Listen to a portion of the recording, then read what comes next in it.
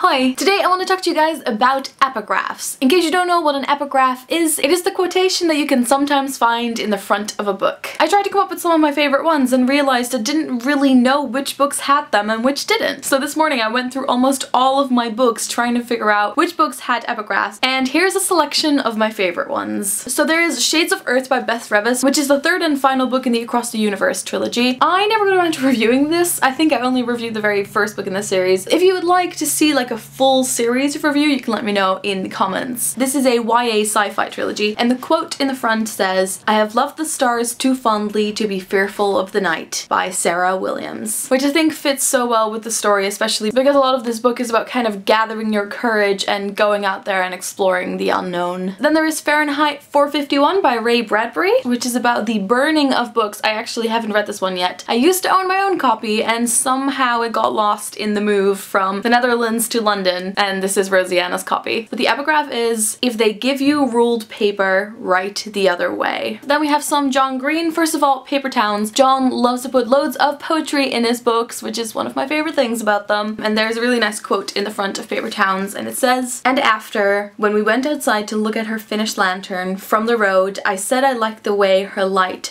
shone through the face that flickered in the dark." Then we have A Great and Terrible Beauty by Libba Bray, which starts with a pretty big part of one of my favorite poems, The Lady of Shalott by Alfred Lord Tennyson. "But in her web she still delights to weave the mirror's magic sights, for often through the silent nights a funeral with plumes and lights and music went to Camelot. Or when the moon was overhead, come two young lovers lately wed. I am half sick of shadows," said the Lady of Shalott. I wasn't a massive fan of this book, but the fact that it is connected to the Lady of Shalott made me a bit more interested in it. Sometimes the epigraph can be a bit of a surprise, especially if it is made up by the author. For example, in The Fault in Our Stars. "As the tide washed in, the Dutch tulip man faced the ocean. Conjoiner, rejoinder, poisoner, concealer, revelator. Look at it, rising up and rising down, taking everything with it." "What's that?" Anna asked. "Water," the Dutchman said.